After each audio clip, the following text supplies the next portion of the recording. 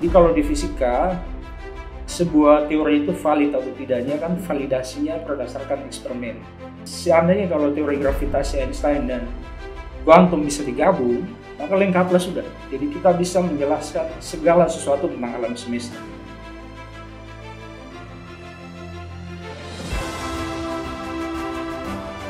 Halo Sobat Gossip, welcome to Gossip Podcast. Di episode kali ini kita kedatangan seorang tamu istimewa, seorang dosen saya di program studi fisika Fakultas Sains dan Teknik Universitas Nusa Cendana. Langsung saja kita sambut Pak Reddy Pingat. Selamat Halo sore, Yuna, Pak. apa kabar? Baik Pak, harusnya saya yang tanya duluan nih.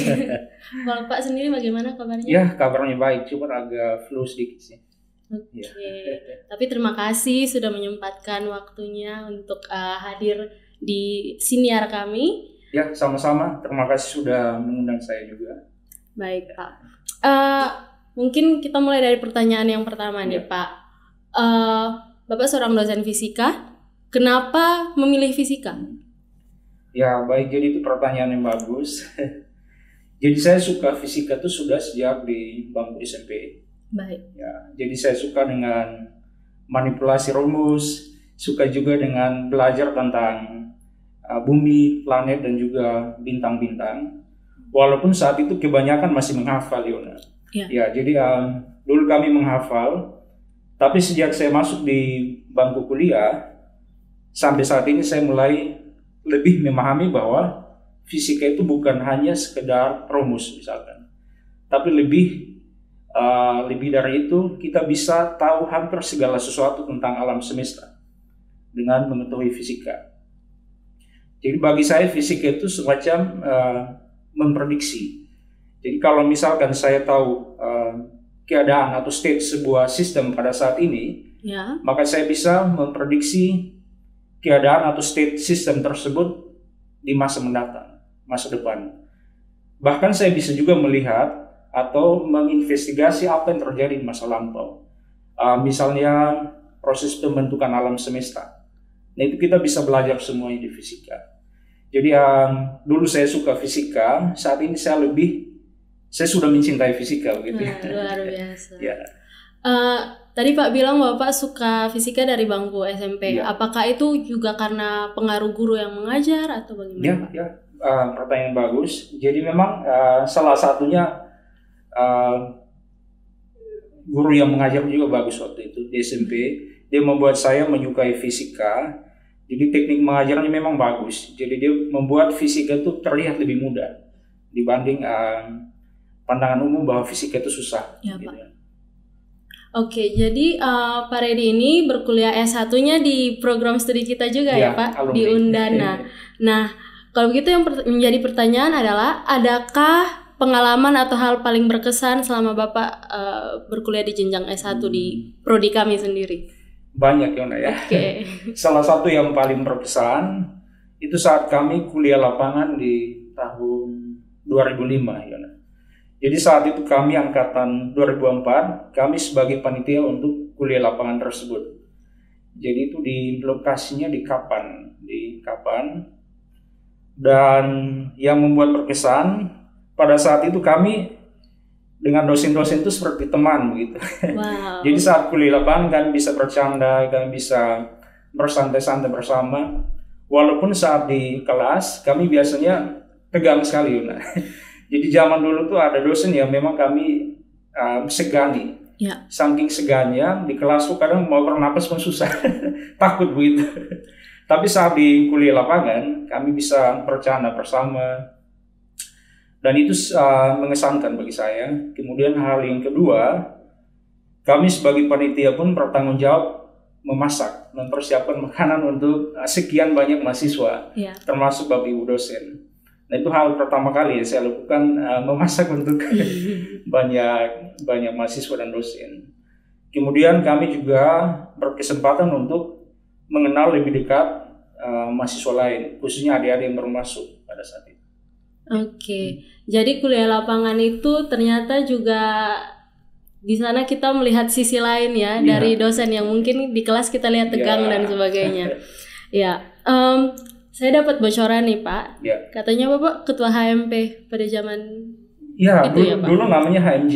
Ya, HMJ, Himpunan Mahasiswa Jurusan. Ya. Oke, yang menjadi pertanyaan adalah apa pengaruh dari bergabung di HMJ pada saat itu, Pak, bagi Bapak? Ya, bagi saya itu dampaknya sangat signifikan, Yona ya.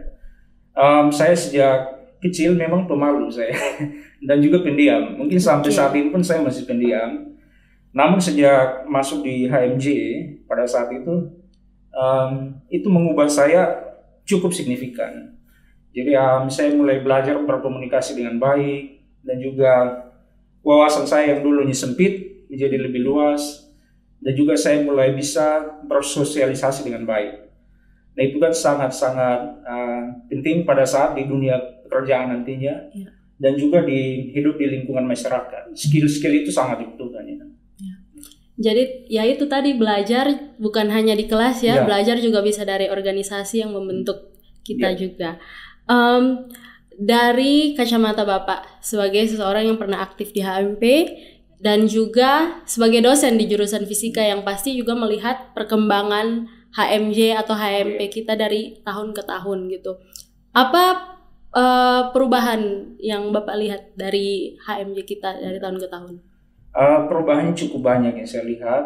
Yang paling menonjol itu jenis kegiatan yang dapat dilakukan ya. Kalau dulu zaman saya itu kami kegiatannya kebanyakan offline, tatap muka ya. Nah itu kan ruang lingkupnya sempit. Jadi misalkan yang bisa kami undang itu mungkin sebatas di Kota Kupang atau paling jauh ya di satu provinsi begitu. Nah namun saat ini Pak lihat bahwa contohnya kegiatan seperti ini ya, podcast seperti ini, itu kan bisa di ruang lingkupnya sangat luas, bisa dinonton oleh bukan hanya ruang lingkup di Kota Kupang, namun di mana-mana bisa akses begitu. Nah itu suatu hal yang luar biasa. Jadi yang Pak lihat bahwa perkembangan teknologi itu sudah membuat banyak perubahan, termasuk di kegiatan-kegiatan yang HMP bisa lakukan seperti itu. Namun bukan hanya teknologi, namun Pak lihat bahwa HMP itu sangat sigap, sangat tanggap dalam menghadapi teknologi. Jadi misalkan kalau teknologi pun berkembang pesat, namun kalau HMP diam-diam saja sama juga gitu. Jadi saya sangat apresiasi adik-adik di HMP yang bisa sigap dalam menghadapi ini kemajuan teknologi. 2 minggu lalu saya ikut kegiatan HMP di kimia. Nah itu pesertanya bukan hanya di Indonesia, tapi juga di Australia, India juga, bahkan mereka mengundang pembicara dari India juga waktu itu. Luar biasa. Jadi HMP fisika, kimia, bahkan HMP lain pun Pak yakin bahwa semuanya bagus lah, bisa sigap dengan kemajuan teknologi. Jadi pengaruh teknologi dan pengaruh kita juga yang menggunakan teknologi bisa membuat perubahan yang signifikan ya Pak. Oke, sewaktu Bapak S1, konsentrasi yang Bapak pilih itu geofisika.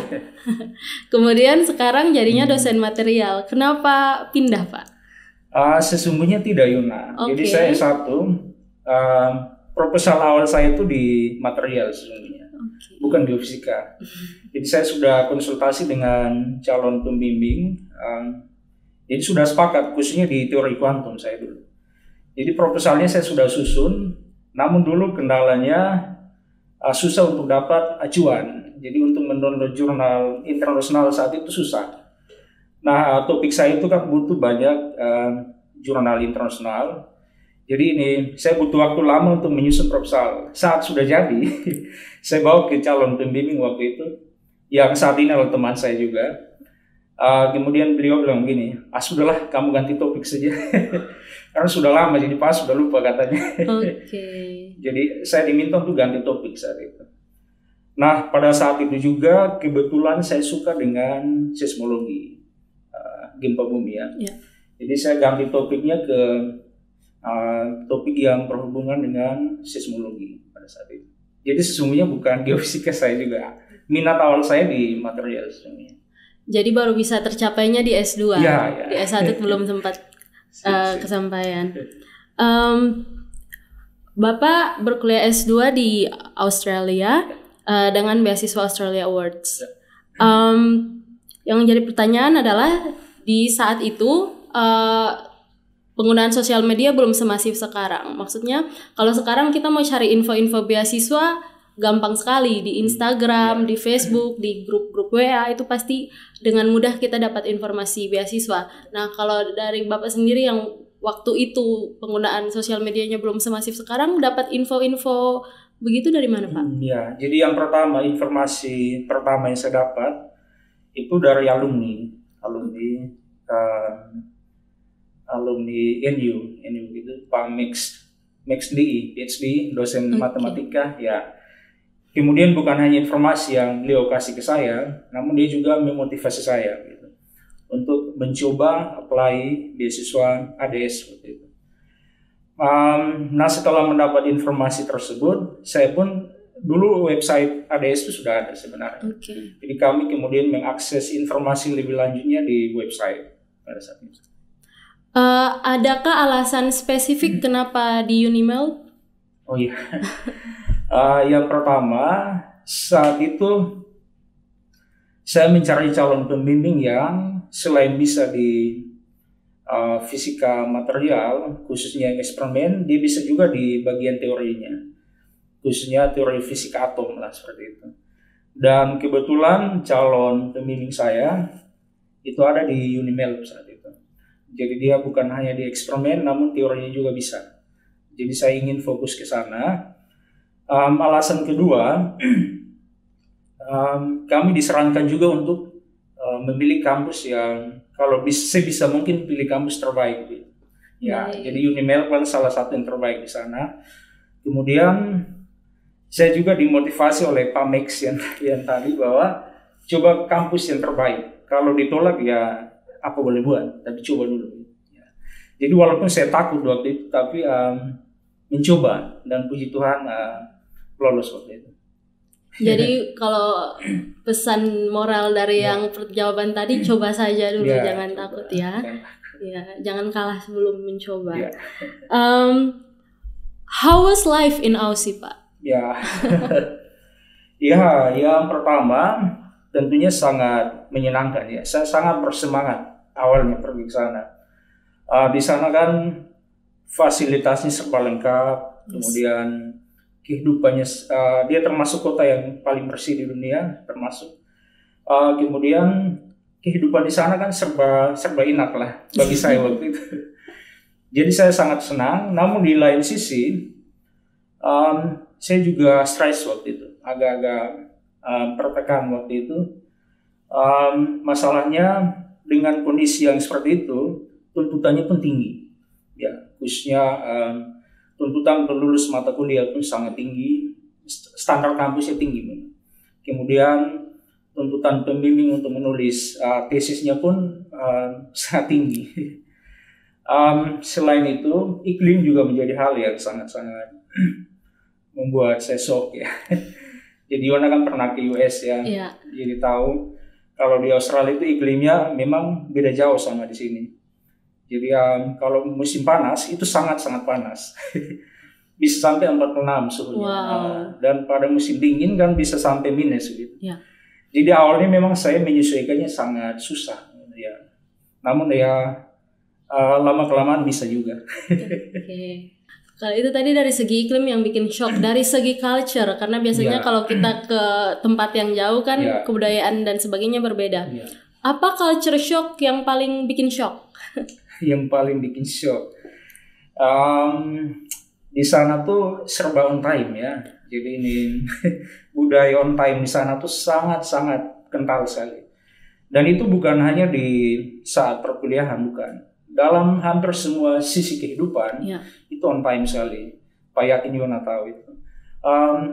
Jadi memang awalnya memang saya juga bukan lele juga sih. Saya sudah terbiasa on time juga di Indonesia sebelum pergi. Namun on time saya masih butuh penyesuaian begitu. Jadi misalkan di sana kalau jadwal bis atau jadwal train, kalau terlambat 1 menit saja bisa lewat gitu.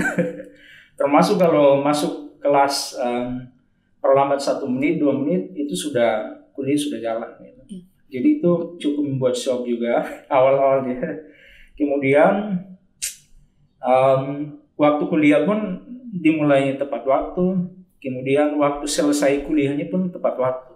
Jadi memang di sana sangat-sangat on time. Jadi ini awalnya membuat saya cukup shock juga, namun lama-kelamaan mulai terbiasa. Namun itu hal positif yang bisa Pak gunakan sampai saat ini. Ya. Jadi teman-teman berlatihlah on time dari sekarang. Siapa tahu besok-besok kuliahnya di luar sudah mulai terbiasa lah. Kemudian bagaimana menyeimbangkan kehidupan akademik saat itu ya, sebagai seorang mahasiswa S2 dengan tuntutan-tuntutan yang tadi Bapak sudah sebutkan dengan kehidupan sehari-hari, maksudnya waktu itu masih 20-an dan sebagainya. Oke, jadi memang kalau kita hanya fokus di kuliah itu bisa stres gitu. Jadi mungkin dampaknya kurang bagus. Jadi memang Pak dengan teman-teman biasanya kami masuk di badminton club. Kami biasa main badminton seminggu 1 atau 2 kali gitu. Kemudian kami biasa juga kumpul sama-sama teman, mungkin makan siang sama-sama sekali-sekali. Kemudian saya juga kebetulan hobi main musik. Jadi biasanya tiap minggu main musik di gereja juga waktu itu. Jadi itu bentuk untuk menyeimbangkan. Ya, kehidupan lah di sana. Kalau badminton itu di kampus Pak, ada fasilitas? Ya, kami gunakan fasilitas di kampus. Iya. Biasanya kan di kampus-kampus luar memang fasilitas olahraganya, sport center, recreation centernya luar biasa ya, biasanya begitu. Apa tantangan riset S2 Bapak yang paling berat tantangannya? Jadi sesungguhnya bagi saya riset di sana tuh sangat terjamin. Jadi ini didukung oleh fasilitas lab yang lengkap. Kemudian kampus di sana pun berlangganan jurnal gitu. Jadi kalau kita butuh jurnal yang untuk mendukung penelitian kita waktu itu gampang. Kita langsung tinggal download, semuanya tersedia. Nah itu sangat-sangat membantu. Kemudian dosen-dosen pembimbing pun sangat-sangat profesional gitu. Jadi kalau ada kesulitan silakan konsultasi, pasti dibantu gitu. Jadi kendala yang paling besar bagi saya mungkin bahasa. Iya, bahasa. Jadi walaupun waktu ke sana kami sudah memiliki SIM lah seperti itu, bahwa bahasa Inggris kami sudah cukup.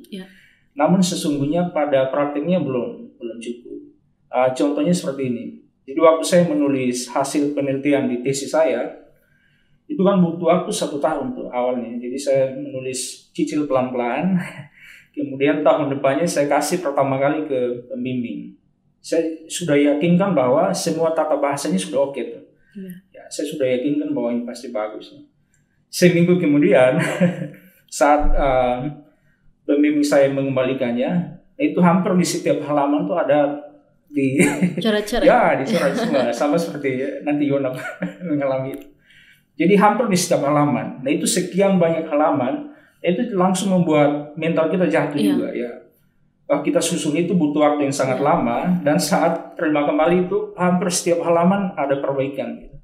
Itu butuh waktu lama juga untuk perbaiki itu. Jadi saya melihat bahwa bukan hanya tata bahasa yang penting, namun juga mereka melihat style dia. Jadi kan native ya, mereka kan setiap hari bahasa Inggris gitu. Jadi mereka punya style khusus, ya semacam sudah yang alami seperti itu. Kita kan mungkin tata bahasanya oke, namun dia punya flow-nya kurang bagus. Nah, Yona pasti paham, Yona kan jago bahasa Inggris. Flow-nya kurang bagus. Jadi itu menjadi masalah juga. Jadi mereka harus, saya banyak ditempa dari itu. Banyak perbaikan, termasuk juga logikanya antara setiap kalimat, setiap alinea itu harus jelas. Jadi kemampuan IELTS itu bukan menjamin, tapi sampai di sana tetap proses belajar tetap berjalan. Kalau itu yang menjadi masalah, bagaimana cara mengatasinya, Pak? Oh iya, bagus. Jadi ini sempat down saya waktu itu ya. Tapi baiknya teman-teman di sana yang native juga bersedia membantu gitu. Jadi saya selalu konsultasi, oh ini maksudnya apa? Bagi saya ini tata bahasanya sudah bagus nih. mereka ini maksudnya begini, ini terlalu kaku seperti ini. Jadi saya merajin konsultasi dengan teman-teman khusus yang native di sana. Memang untuk menulis itu skill yang harus diasah ya, walaupun mungkin secara komunikasi kita sudah merasa kita baik, bisa komunikasi, tapi memang menulis bukan hanya bahasa orang, bahasanya kita, bahasa Indonesia juga kadang butuh banyak ini juga, banyak revisi juga ternyata. Apa yang paling berbeda dari sistem pendidikan yang kita punya dengan mereka di sana, Pak? Ya, pada umumnya sama ya. Maksudnya begini, di sana institusi pendidikan tingginya bersama. Ada yang universitas, ada juga yang fokus di vokasi. Contohnya kalau di Indonesia kan politeknik, nah itu hampir sama sih institusinya. Kalau kebijakan di pendidikannya saya belum terlalu menguasai itu. Mungkin saya lebih berkomentar masalah metode kuliahnya. Ya, mungkin saya lebih spesifik ke situ, khususnya di prodi fisika di sana. Jadi untuk kuliah di sana, dosen tidak mengharuskan mahasiswa untuk menghafal rumus gitu. Jadi ini sedikit terbalik di Indonesia ya. Kalau kita di sini, kalau dia hebat, dia hafal rumus yang panjang, itu dia jago. Seperti itu ya. Kebanyakan kan begitu, tidak semua kan kebanyakan. Nah di sana tuh bukan itu yang menjadi hal utama, tapi bagaimana mereka memahami persamaan itu dan bagaimana mengaplikasikannya. Sehingga mereka aplikasinya itu sangat-sangat bagus, dan pemahaman konsep, pemahaman persamaan, bagaimana menggunakan persamaan itu sangat bagus. Nah jadi di sana tuh kalau ujiannya closed book, maka di soal ujian tuh ada formula sheet. Jadi ada satu halaman yang khusus menuliskan semua persamaan yang nantinya digunakan untuk menyelesaikan soal itu. Jadi mahasiswa tidak harus menghafal rumus, tidak harus. Dia cukup melihat halaman 2. Rumusnya ini aplikasi yang bagaimana untuk di soal ini, seperti itu. Jadi itu pun saya sudah terapkan juga di sini. Jadi kalau ujian, kalau tidak ada formula sheet, saya langsung pasang persamaan di setiap soal yang saya kasih, seperti itu. Jadi saya juga setuju bahwa rumus itu bukan untuk dihafal, tapi bagaimana memahaminya dan mengaplikasikannya, seperti itu. Kemudian hal kedua, di metode kuliahnya, mahasiswa dan dosen itu di sana seperti sahabat ya. Jadi nah itu membuat mahasiswa itu mau konsultasi pun tidak segan, tidak takut. Dan dosen itu sangat open, jadi mau konsultasi hal-hal yang di luar jam kelas pun bisa. Tinggal kita buat perjanjian ketemu lewat email atau dulu sudah lewat WhatsApp belum ya?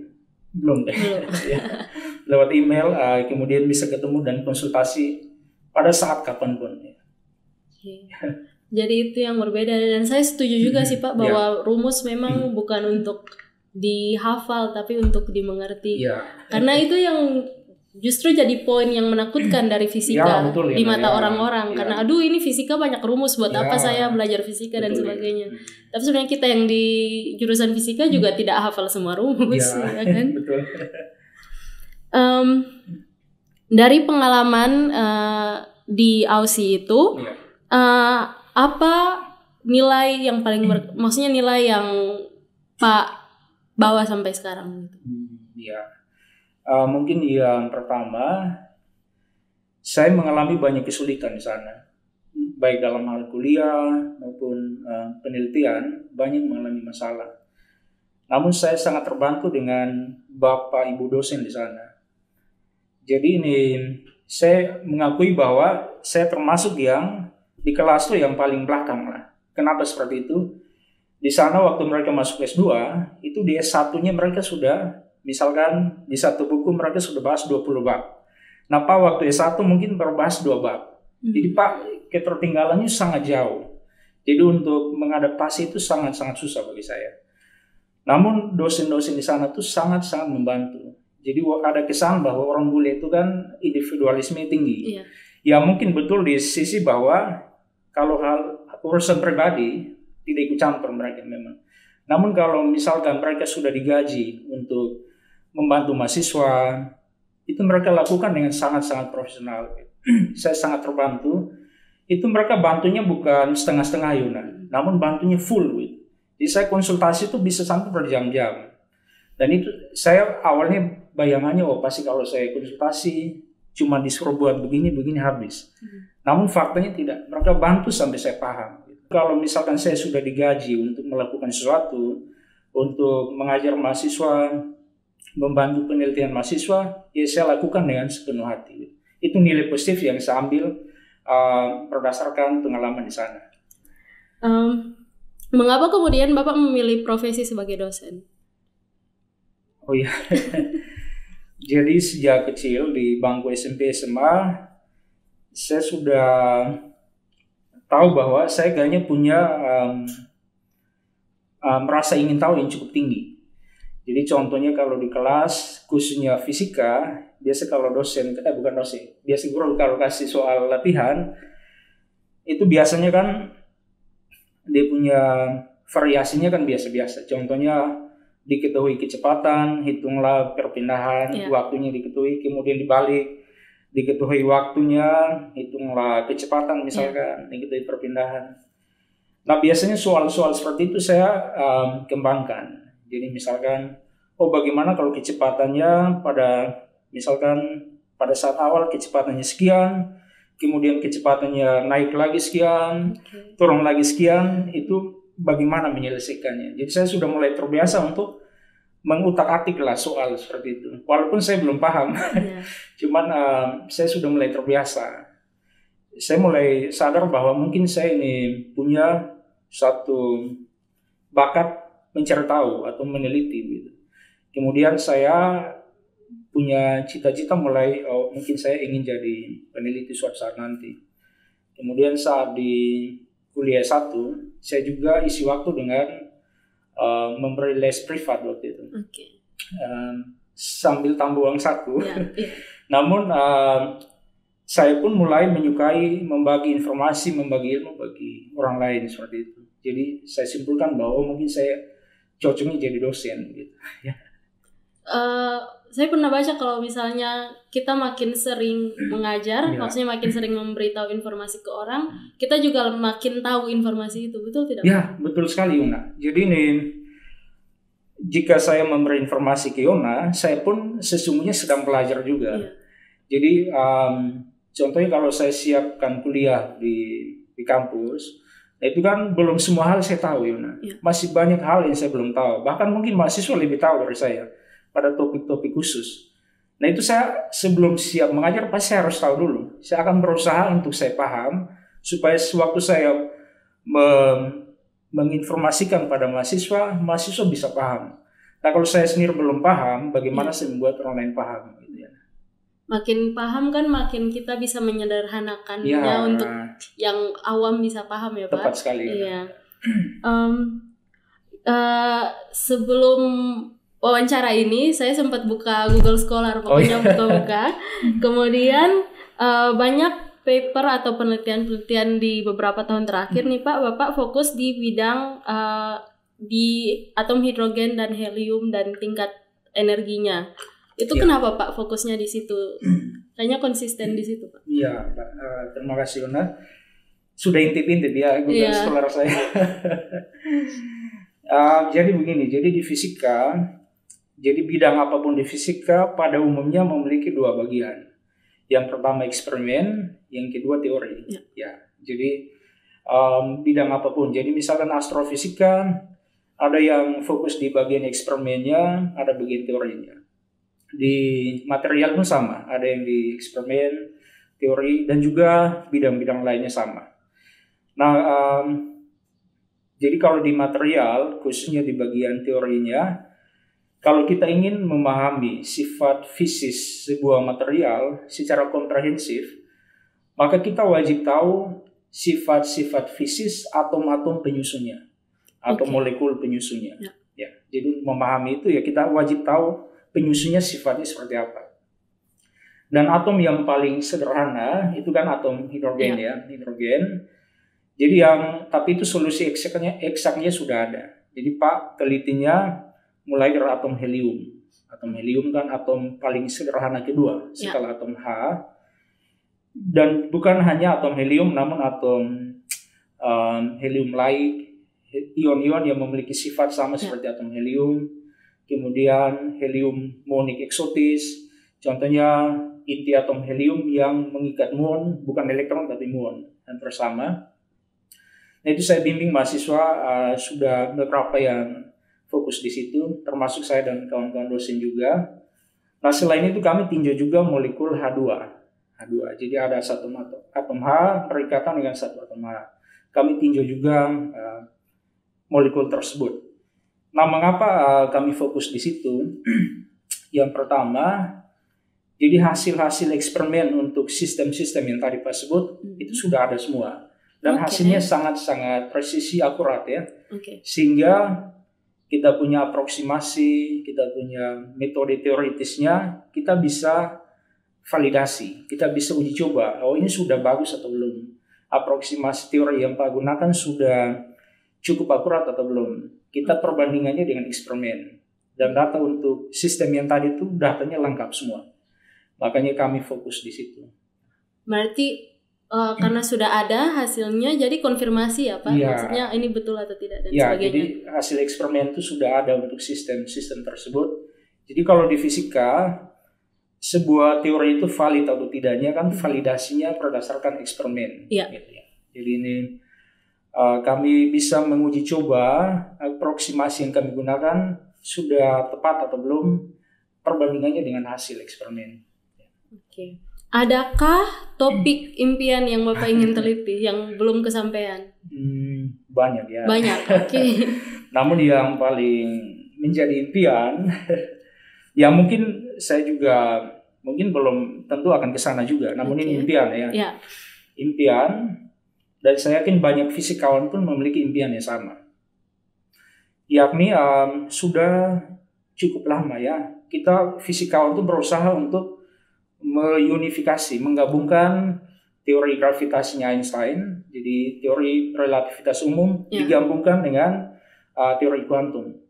Nah kalau kedua teori ini bisa digabungkan, maka lengkaplah sudah. Jadi kita kenal apa yang namanya TOE ya, Theory of Everything ya. Jadi seandainya kalau teori gravitasi Einstein dan kuantum bisa digabung, maka lengkaplah sudah. Jadi kita bisa menjelaskan segala sesuatu tentang alam semesta. Namun itu sudah dicoba sekian lama ya. Namun sampai saat ini pun belum ketemu sebuah teori yang valid, belum ada. Kandidatnya sudah banyak, termasuk teori Dawai, string teori sudah ada, namun belum valid sampai saat ini. Jadi itu ya termasuk impian saya sebagai fisikawan juga. Walaupun mungkin ke depan saya belum pasti ke sana, namun itu impian saya. Jadi kenapa belum kesampaian? Jadi S2 saya kan saya fokus di material ya. Jadi baik eksperimen maupun teorinya juga, namun lebih ke kuantumnya. Jadi saya belum mencoba masuk ke sana, unifikasi kuantum dan relativitas umum. Itu masih cukup advance dan saya belum ke sana. Namun impian saya ke depan, kalau diizinkan ya bisa. Ya. Namun mungkin masalahnya di sini Yona. Kami dosen kan disarankan untuk bidang S2 kami itu harus linear dengan bidang S3-nya. Oh, gitu. Jadi kalau misalkan saya beralih pun itu mungkin agak susah. Nanti di waktu kembali kan agak susah di pekerjaan saya. Jadi S2-nya kalau misalkan bidang A, sebaiknya S3-nya pun sama. Apakah karena itu tadi theory of everything, jadi kayaknya semua fisikawan berusaha untuk itu, Pak? Ya, jadi itu sudah cukup menjadi pergumulan fisikawan sedunia ya. Jadi seandainya kalau bisa, jadi kita punya teori kuantum yang kita tahu bahwa itu valid untuk benda-benda mikroskopis ya, yang kecil. Dan juga teorinya Einstein, relativitas umum, itu untuk skala yang besar ya. Dan keduanya menggunakan prinsip yang sangat berbeda. Kuantumnya di domain yang berbeda, prinsipnya pun berbeda, asumsi-asumsinya pun tidak sama. Nah, jadi seolah-olah ada dua teori yang sangat berbeda di alam semesta. Padahal harusnya kan semuanya bisa disatukan di unifikasi hanya oleh satu teori yang bisa berlaku untuk semua. Oke. Pertanyaan selanjutnya nih Pak, kita di NTT, adakah potensi di NTT, karena Bapak di material kan? Oh, iya. Adakah potensi di NTT yang bisa kita gali untuk penelitian fisika bidang material? Iya. Jadi kalau potensi banyak, jadi sudah 2 atau 3 tahun ini saya dan kawan-kawan membimbing mahasiswa itu meneliti potensi pasir besi ya, besi di dalam pasir alam yang kita punya. Nah, pasir alam kan banyak di NTT. Kemudian juga bagaimana mensintesis silika dari pasir alam, itu aplikasinya banyak juga. Kemudian banyak juga bahan-bahan organik yang bisa digunakan untuk penelitian di bidang material ya. Contoh bahan organiknya Pak? Jadi mahasiswa saya itu banyak. Jadi ada yang misalkan ambil daun alpukat, ada juga yang ambil misalkan kulit buah sabuat, itu kan banyak di NTT. Kemudian ada juga yang ambil pokoknya macam-macam lah. Karena kan saya anak instrumentasi betul, Pak, ya, jadi saya kurang tahu apa nih gitu. Oke, sebelum kita menutup, biasanya kita ada game Pak. Oh gitu. Dapat hadiah maksudnya? Tidak Pak, tidak dapat. Ini untuk seru-seru sih Pak. Oh iya. Iya. Jadi ini game baru Pak. Biasa di episode sebelumnya ada gamenya This or That atau Truth or Dare. Ini Google Me. Game baru. Ya? Jadi ini anggaplah kita googling, tapi tentang diri sendiri Pak. Jadi tentang sebenarnya pertanyaan juga sih Pak, sama seperti pertanyaan-pertanyaan tadi, tapi mungkin pertanyaan-pertanyaan di game ini lebih yang fun. Oh iya. Iya, bukan yang serius-serius tadi Pak. Ini Pak yang pegang atau saya yang pegang nih? Oh, saya pegang boleh. Oh, boleh. Maksudnya diapakan? Jadi ini ada sekian pertanyaan kan Pak. Nah itu ditutup tuh Pak. Oh, dibuka. Iya, jadi Pak buka kemudian baca dan bisa jawab. Oh iya. Wajib jawab semua kan? Ya kalau ada yang tidak ingin dijawab juga kami tidak apa-apa Pak. Oke. Gimana baca ya? Mungkin bisa ditunjukkan di kamera juga Pak. Apa makanan kesukaannya Pak Redi? Wah, makanan kesukaan. Saya suka kepiting ya. Kepiting. Ya, udang juga sih. Cuman seafood ya. Cuman saat di Australia saya makannya kebanyakan. Jadi waktu kembali ke sini bawa penyakit begitu. Kolesterol tinggi. Kolesterol tinggi. Ya. Jadi sekarang saya sudah kurangi sih. Oke. Yang cukup pertanyaan kedua Pak. Ya. Siapa nama dosen favorit? Wah, ini pertanyaan susah nih. Waduh, pertanyaan susah. Boleh yang di S2 juga tidak apa-apa Pak. Dosen favorit banyak. Ya semua dosen S1 saya di sini favorit lah. S1 favorit. Ya. Spot terbaik untuk belajar. Mungkin bisa ditunjukkan di. Oh iya. Oke. Spot terbaik untuk belajar Pak. Di mana? Spot terbaik di ruang belajar ya. Ruang belajar. Ya. Kalau di Australia itu kan memang kita sewanya satu kamar gitu ya. Jadi ini belajarnya nyaman di situ. Jadi paling enak di situ lah. Kemudian di perpustakaan juga. Di perpustakaan. Waktu di Australia itu saya nyaman di sana. Jadi itu bisa sampai pagi sampai pagi. Sama. Itu nyaman tuh di sana. Kalau di sini Pak? Di sini di kamar sih. Kalau di depan nanti diganggu anak-anak. Iya, betul. Kapan merasa jenuh? Waduh. Merasa jenuh. Jenuh mungkin saat kami dosen kan selain mengajar juga meneliti ya. Misal kalau kami meneliti dan sudah tidak tahu lagi mau buat apa, itu pasti jenuhnya minta ampun ya. Jadi semacam sudah stuck lah, tidak bisa lagi. Oke. Mengapa menyukai musik? Ya karena Pak bisa main alat musik nih Pak. Sejak kecil saya sudah suka ya musik. Dulu awalnya main bukan piano sih, keyboard yang kecil tuh. Pianika? Ya semacam pianika, kemudian beli keyboard yang kecil, kemudian mulai pelan-pelan belajar piano. entahlah kenapa saya suka, namun kalau setelah main musik biasanya fresh ya. Jadi kalau biasa pas stres, kalau main musik habis itu lega, jadi bisa semangat lagi. Bentuk pelarian dari belajar. Ya semacam itu. Sama sih Pak. Sama. Yona jago musik kan, Sesando bisa. Tidak bisa sih Pak, tidak nyanyi jago. juga bagus Yona. Yang terakhir, oke, bagaimana cara belajar? Mungkin maksudnya yang efektif kali ya. Maksudnya yang buat pertanyaan ini. Pertanyaan susah-susah semua. Tadi katanya gampang. Ini lebih fun Pak. Lebih fun ya. Dari yang tadi. Nah kalau saya belajarnya biasanya yang pertama saya misalkan buku yang susah, kuantum misalkan ya. Dulu waktu S2 saya kan belajar kuantumnya bisa dibilang dari awal lagi. Karena waktu S1-nya kami bahasnya topiknya masih sedikit, sedangkan di Australia itu dianggap kami sudah bahas banyak.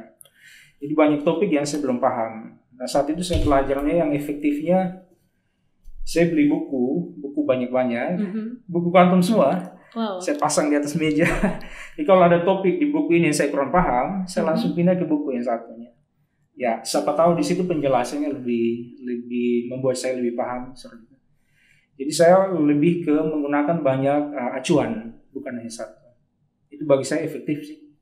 Oke, gitu ya. Jadi harus lebih dari satu referensi ya Pak. Jadi kalau misalnya stuck, ya ada yang lain untuk jadi sumber belajarnya. Luar biasa. Terima kasih Pak.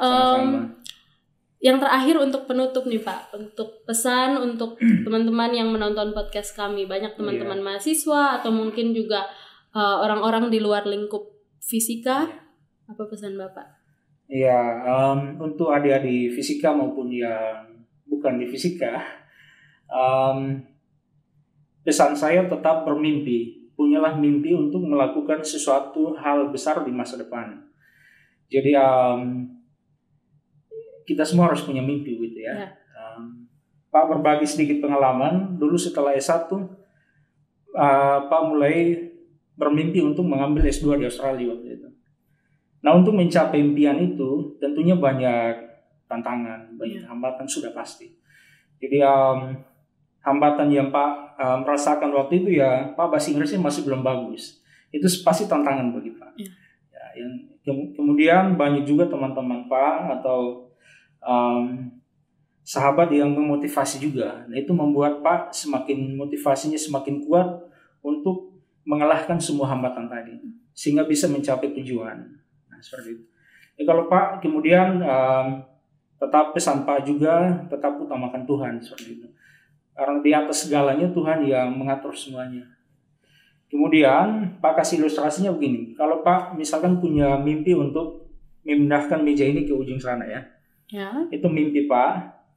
Nah tentunya Pak harus melawan gaya gesek ya. Kan di bawahnya ada gaya gesek. Pak harus memberikan gaya yang minimal sama atau harus lebih besar dibanding gaya gesek. Supaya meja ini Pak bisa pindahkan ke sana.